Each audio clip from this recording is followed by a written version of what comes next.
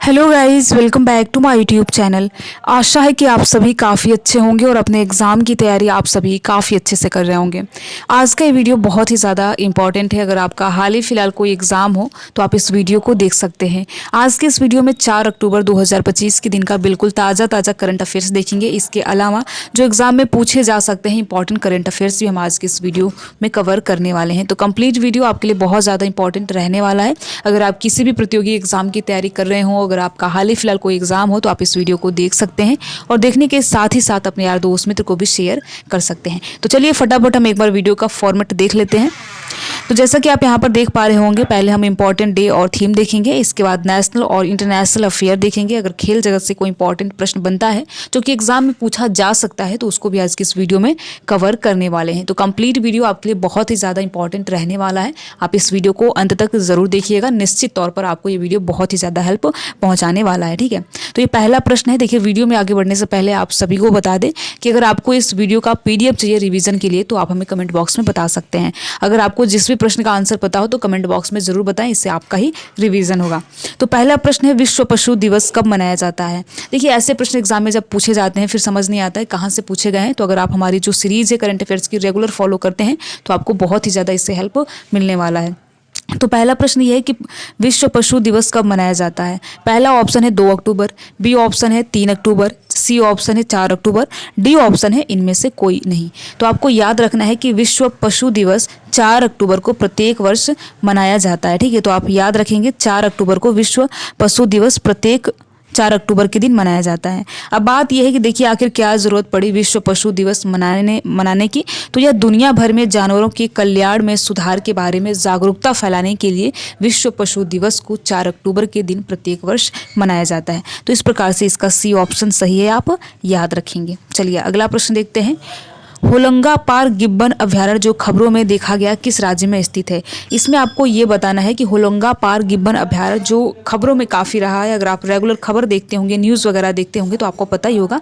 तो ये किस राज्य में स्थित है? तो यहाँ पर होलंगा पार गिब्बन अभ्यारण्य की बात हो रही है कि ये किस राज्य में स्थित है, आपको बताना है। पहला ऑप्शन है सिक्किम, बी ऑप्शन है असम, सी है मिजोरम और डी ऑप्शन है नागालैंड। तो आपको याद रखना है कि होलंगा पार गिब्बन अभ्यारण्य असम राज्य में स्थित है। ये नॉर्थ ईस्ट का राज्य, वैसे तो सभी नॉर्थ ईस्ट के ही राज्य हैं, तो असम में स्थित है। ठीक है, आपको याद रखना है। और ये भारत का एकमात्र ऐसा अभ्यारण्य है जिसका नाम गिब्बन के नाम पर यानी वनमानुष के नाम पर रखा गया है। इसमें हुलॉक गिब्बन की सबसे घनी आबादी है।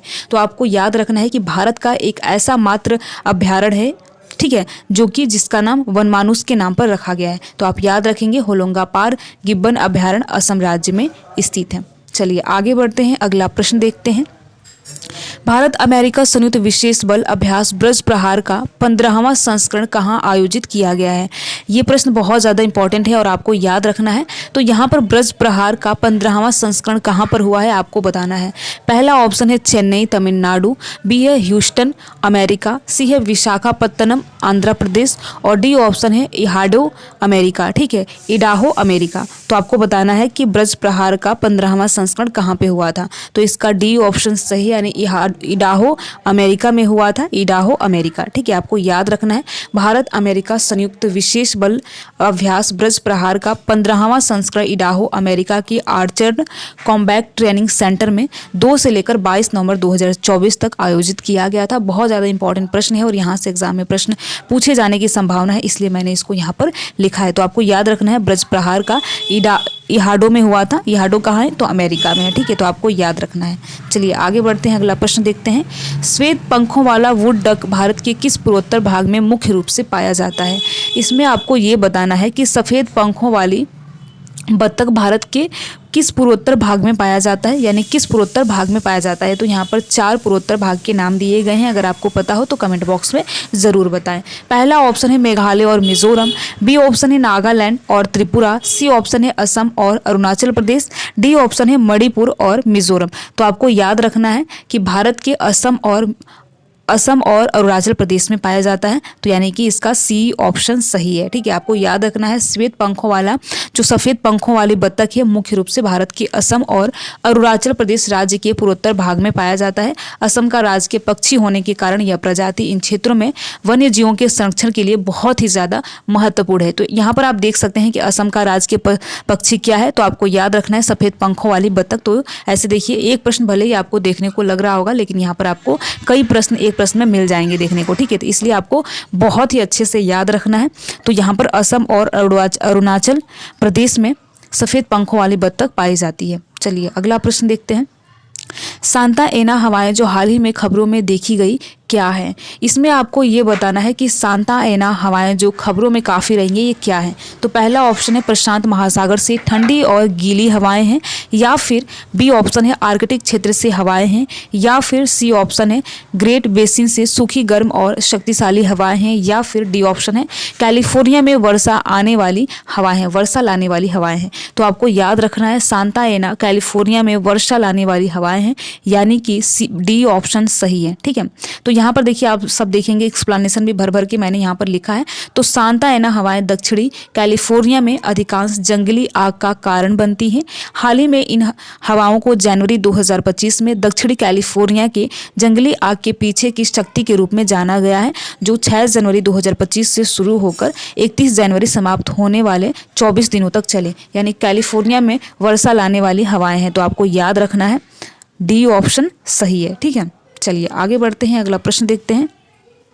अगला प्रश्न है अंगामी जनजाति मुख्य रूप से किस राज्य में पाई जाती है? इसमें आपको अंगामी जनजाति के बारे में बताना है किस राज्य में पाई जाती है। तो देखिए ट्राइब से प्रश्न एग्जाम में जरूर बनते हैं, एक दो प्रश्न आपको निश्चित तौर पर देखने को मिलते हैं अगर आप किसी भी एग्जाम की तैयारी करते हो तो, इसलिए जहां भी आपसे ट्राइब से प्रश्न दिखे आपको बिल्कुल याद रखना है। ठीक है, तो पहला ऑप्शन है ओडिशा, बी है झारखंड, सी है नागालैंड और डी है असम। तो आपको बताना है अंगामी जनजाति मुख्य रूप से किस राज्य में पाई जाती है। तो ये अंगामी जो जनजाति होती है ये नागालैंड में विशेष रूप से पाई जाती है। तो आपको अंगामी जनजाति याद रखना है नागालैंड में पाई जाती हैं। खासकर नागालैंड के कोहिमा जिले में पाई जाती हैं, हालांकि ये मणिपुर और म्यांमार के हिस्सों में भी पहचानी जाती हैं। ठीक है, और ये एक प्रमुख नागा जातीय समूह है जो अपनी समृद्धि, संस्कृति, विरासत और विशेष रूप से त्योहारों और पारंपरिक कृषि पद्धतियों के लिए जाना जाता है। तो अंगामी जनजाति को आपको याद रखना है नागालैंड में विशेष रूप से पाया जाता है। तो सी ऑप्शन सही है। ठीक है, चलिए आगे बढ़ते हैं, अगला प्रश्न देखते हैं। राष्ट्रीय ऊर्जा संरक्षण पुरस्कार किस संस्था की पहल है? इसमें आपको बताना है कि राष्ट्रीय ऊर्जा संरक्षण पुरस्कार ये किस संस्था की पहल है, किस संस्था की शुरुआत है। ठीक है, तो पहला ऑप्शन है भारतीय प्रतिभूति और विनिमय बोर्ड, बी ऑप्शन है ऊर्जा दक्षता ब्यूरो, सी ऑप्शन है नीति आयोग, डी ऑप्शन है भारतीय रिजर्व बैंक। ठीक है, तो आपको याद रखना है कि राष्ट्रीय ऊर्जा संरक्षण पुरस्कार ऊर्जा दक्षता ब्यूरो की पहल है, यानी कि बी ऑप्शन सही है। ठीक है, बी ऑप्शन सही है। और ऐसे प्रश्न देखिए एग्जाम में पूछे जाते हैं, इसलिए आपको याद रखना है। एक्सप्लेनेशन भी हम देख लेते हैं।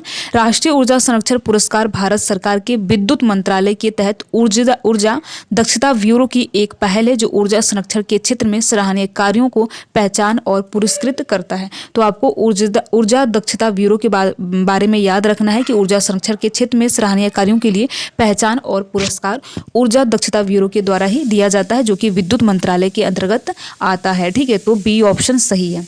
चलिए आगे बढ़ते हैं, अगला प्रश्न देखते हैं। सबल 20 जो समाचारों में देखा गया एक इलेक्ट्रिक मानव रहित हेलीकॉप्टर है जिसे किस संस्था ने विकसित किया है। यहाँ पर आपसे ये पूछा गया है कि सबल 20 जो कि एक इलेक्ट्रिक मानव रहित हेलीकॉप्टर है, इसे किस संस्था के द्वारा विकसित किया गया है। ठीक है, यहाँ पर आपको संस्था का नाम बताना है कि किस संस्था के द्वारा सबल 20 को यहाँ पर विकसित किया गया है। तो पहला ऑप्शन है IIT बॉम्बे, बी ऑप्शन है IIT दिल्ली, सी ऑप्शन है IIT कानपुर, डी ऑप्शन है IIT मद्रास। तो आपको याद रखना है कि IIT कानपुर के द्वारा सबल 20 को विकसित किया गया है, जो कि एक इलेक्ट्रिक मानव रहित हेलीकॉप्टर है। तो IIT कानपुर आपको याद रखना है। ठीक है, बी सी ऑप्शन सही है। चलिए आगे बढ़ते हैं, अगला प्रश्न देखते हैं। खबरों में देखा गया तनोट माता मंदिर किस राज्य में स्थित है?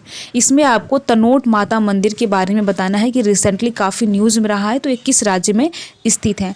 पहला ऑप्शन है राजस्थान, बी ऑप्शन है गुजरात, सी ऑप्शन है बिहार, डी ऑप्शन है झारखंड। तो तनोट माता मंदिर राजस्थान के जैसलमेर जिले में स्थित है। आपको याद रखना है ये भारत पाकिस्तान के सीमा के पास स्थित एक प्राचीन हिंदू मंदिर है जो कि 1965 और 1971 के भारत पाक युद्धों के दौरान अपने चमत्कारों के लिए प्रसिद्ध हुआ था। तो तनोट माता मंदिर आपको याद रखना है कि राजस्थान के जैसलमेर जिले में है। ठीक है, तो ए ऑप्शन सही है। चलिए अगला प्रश्न देखते हैं।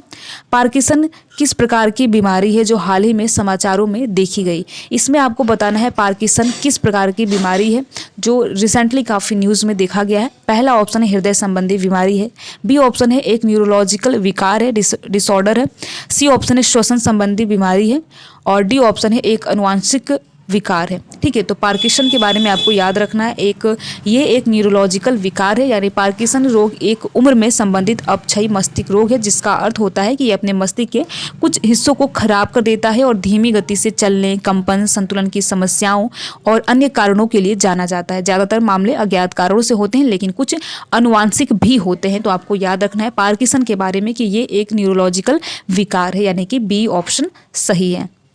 अगला प्रश्न देखते हैं। संजीव गांधी राष्ट्रीय उद्यान किस राज्य में स्थित है?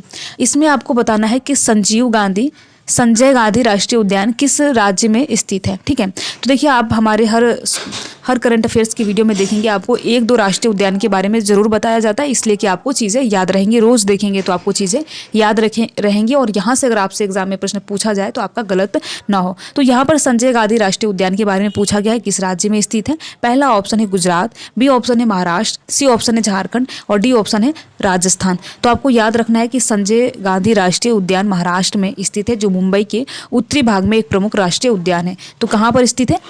महाराष्ट्र में। ठीक है, आपको याद रखना है संजय गांधी राष्ट्रीय उद्यान महाराष्ट्र में स्थित है। अगला प्रश्न देखते हैं। हाल ही में खबरों में देखे गए सोप स्टोन किस प्रकार की चट्टान है? यहाँ पर आपसे ये पूछा गया है सोप स्टोन। अगर आपने न्यूज़ वगैरह देखा होगा तो आपको पता होगा कि ये काफ़ी खबर में रहा है सोप स्टोन। तो इसमें आपको ये बताना है कि ये किस प्रकार की चट्टान है, यानी कि आग्नेय चट्टान है या फिर अवसादी चट्टान है या फिर रूपांतरित चट्टान है या फिर इनमें से कोई नहीं है। ठीक है, तो सोप स्टोन के बारे में आपको बताना है। तो देखिए आपको याद रखना है कि ये एक रूपांतरित चट्टान है। तो अगर आपने बेसिक 6-7 की ज्योग्राफी पढ़ी होगी एनसीईआरटी की, तो उसमें ये सारी चीज़ें आपको दी गई है। आग्नेय चट्टान क्या होता है, अवसादी चट्टान और रूपांतरित चट्टान। ठीक है, तो यहाँ पर हम देख लेते हैं कि हाल ही में खबरों में देखे गए सोप स्टोन एक रूपांतरित चट्टान है जो कि मुख्य रूप से टाइल्स से बनी होती है और जिसमें अभ्रक व क्लोराइड जैसे अन्य खनिज भी पाए जाती हैं, उच्च तापमान और दबाव के कारण बनती है। तो अगर आपसे एग्जाम में ये प्रश्न पूछा जाए कि सोप स्टोन किसके कारण बनता है, तो आपको याद रखना है कि उच्च तापमान और दबाव के कारण सोप स्टोन का निर्माण होता है, जो कि रूपांतरित चट्टान की एक प्रकार है। ठीक है, तो यहाँ पर सी ऑप्शन सही है। चलिए आगे बढ़ते हैं, अगला प्रश्न देखते हैं। वैगही नदी जो हाल ही में समाचारों में देखी गई किस राज्य में स्थित है? इसमें आपको वैगही नदी के बारे में बताना है कि समाचार में देखा गया था, काफ़ी न्यूज़ में रहा था, तो ये किस राज्य में स्थित है? पहला ऑप्शन है केरल, बी है कर्नाटक, सी है तमिलनाडु और डी ऑप्शन है महाराष्ट्र। तो वैगही नदी तमिलनाडु में स्थित है, आपको याद रखना है सी ऑप्शन सही है। तमिलनाडु में वैगही नदी स्थित है जो कि सामान्यतः दक्षिण पूर्व में 150 मील यानी कि 240 किलोमीटर बहती है। तो आपको याद रखना है ये दक्षिण पूर्व में है और वैगही नदी तमिलनाडु राज्य में स्थित है। ठीक है, तो ये काफ़ी न्यूज़ में रहा है, यहाँ से एग्जाम में प्रश्न पूछा जा सकता है, इसलिए मैंने यहाँ पर इसको लिखा है। चलिए आगे बढ़ते हैं। अभ्यास धर्म गार्जियन का 6ठा संस्करण भारत और किस देश के बीच आयोजित किया गया है? इसमें आपको अभ्यास धर्म गार्जियन के 6ठे संस्करण के बारे में बताना है कि भारत और साथ ही साथ वह कौन सा देश है जिसके बीच ये आयोजित किया गया है। पहला ऑप्शन है जापान, बी है फ्रांस, सी है रूस और डी है चीन। तो आपको याद रखना है अभ्यास धर्म गार्जियन का 6ठा संस्करण भारत और जापान के बीच आयोजित किया गया है। तो ए ऑप्शन सही है। ठीक है, अभ्यास धर्म गार्जियन जो है इसका 6ठा संस्करण भारत और जापान के मध्य आयोजित किया गया है। ये एक वार्षिक संयुक्त सैन्य अभ्यास है जो भारत और जापान के बीच रक्षा सहयोग को मजबूत करने के लिए शहरी आतंकवाद रोधी प्रशिक्षण पर केंद्रित है। तो आपको याद रखना है, धर्म गार्जियन का 6वां संस्करण भारत और जापान के मध्य हुआ है। तो ए ऑप्शन सही है। ठीक है, चलिए आगे बढ़ते हैं और इस वीडियो का आखिरी प्रश्न देखते हैं, और बहुत ज़्यादा इंपॉर्टेंट प्रश्न है। यहाँ पर ये पूछा गया है, ग्रेट बैकवर्ड वर्ड काउंट के दौरान किस राज्य में सबसे अधिक पक्षी प्रजाति दर्ज की गई है। इसमें आपको उस राज्य का नाम बताना है जहाँ पर सबसे ज़्यादा पक्षी प्रजाति दर्ज की गई है। पहला ऑप्शन है गुजरात, बी है असम और सी है पश्चिम बंगाल, डी ऑप्शन है मध्य प्रदेश। तो आपको याद रखना है, ग्रेट बैकयार्ड वर्ड काउंट में सबसे ज़्यादा, ठीक है, यहाँ पर रिपोर्ट के अनुसार यानी हालिया परिणाम 2025 के अनुसार पश्चिम बंगाल में सबसे अधिक पक्षी प्रजातियां दर्ज की गई है। पश्चिम बंगाल ने लगातार तीसरी बार भारत में सर्वाधिक पक्षी प्रजातियां दर्ज करने वाला ये राज्य बना है। ठीक है, तो पश्चिम बंगाल में सबसे ज़्यादा पक्षियों की प्रजाति यहाँ पर दर्ज की गई है, और ये भारत का ऐसा राज्य जिसने लगातार तीसरी बार ये ख्याति प्राप्त की है। तो जिसमें 543 प्रजाति का दस्तावेजीकरण यहाँ पर किया गया है। तो बहुत ज़्यादा इंपॉर्टेंट प्रश्न है और ऐसे प्रश्न एग्जाम में पूछ लिए जाते हैं। तो आपको याद रखना है, सबसे अधिक पक्षी जो है प्रजाति पाई जाती है पश्चिम बंगाल में। ठीक है, तो कुल मिलाकर देखिए हमने 15 प्रश्न देखा, टॉप मोस्ट इंपॉर्टेंट 15 प्रश्न हमने देखा है, जो कि एग्जाम में यहाँ से प्रश्न पूछा जा सकता है। अगर आपका हाल ही फिलहाल कोई एग्जाम हो तो आप निश्चिंत होकर इस वीडियो को देख सकते हैं, और निश्चित तौर पर ये वीडियो आपको फायदा पहुंचाएगा। वीडियो कैसा लगा जरूर बताएं। अगर आप वीडियो में किसी भी प्रकार का कोई सुधार चाहते हैं तो कमेंट बॉक्स में बता सकते हैं। वीडियो में लास्ट तक बने रहने के लिए आप सभी का बहुत बहुत धन्यवाद। अगर आपको वीडियो अच्छा लगा हो तो वीडियो को लाइक कर सकते हैं, शेयर कर सकते हैं और अपने यार दोस्त मित्र को शेयर कर सकते हैं। ठीक है, थैंक यू।